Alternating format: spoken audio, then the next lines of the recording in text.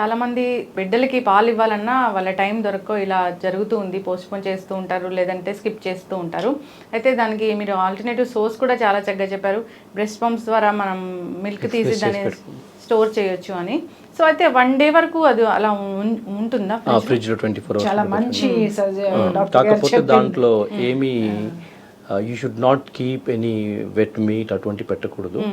అంటే it should be అంటే నీట్గా ఉండాలి ఫ్రిడ్జ్, కంటామినేట్ కాకుండా చూసుకోవాలి. ఎస్పెషల్లీ మీట్, ఎగ్స్, రా ఎగ్స్ అవి పెట్టకూడదు.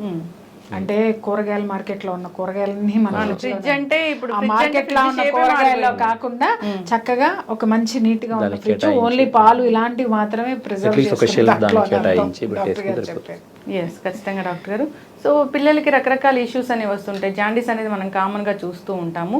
సో తల్లిపాలు ఇస్తే కానీ అలాంటి ప్రాబ్లమ్స్ అనేవి రాకుండా ఉంటాయా? జనరల్గా ఈ ఫార్ములా మిల్క్ వల్ల ఇలాంటివి చూస్తూ అమ్మ, అది ఏమైనా లివర్ మీద ఇష్యూ చూపించి అలా వస్తుందా? పుట్టిన ప్రతి శిశువుకి జాండీస్ వస్తుందండి.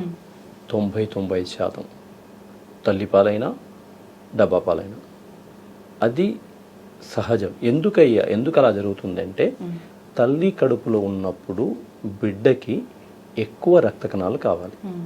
పుట్టిన తర్వాత అన్ని అవసరం లేవు. సో అవి బ్రేక్ అయిపోతాయి.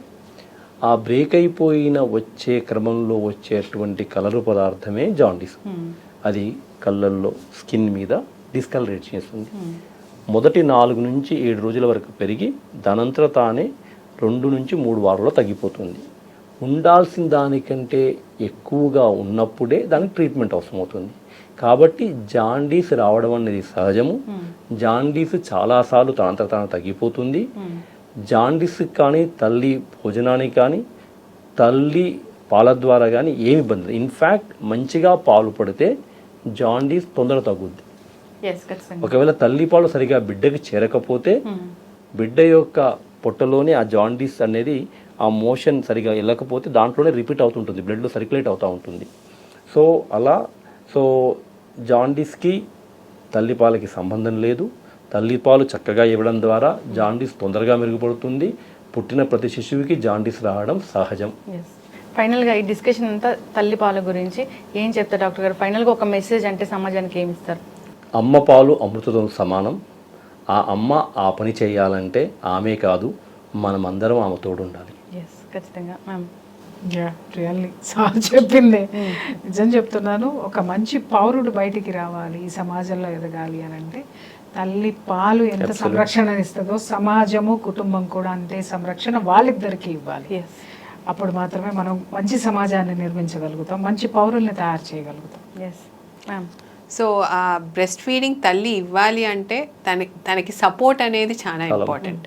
సో ఆ సపోర్ట్ అనేది మన చుట్టుపక్కల వాళ్ళు ప్లస్ సమాజం కనుక కల్పించినట్టయితే తను ఎటువంటి ఆటంకాలు లేకుండా బ్రెస్ట్ ఫీడింగ్ అనేది తను కొనసాగించగలుగుతుంది.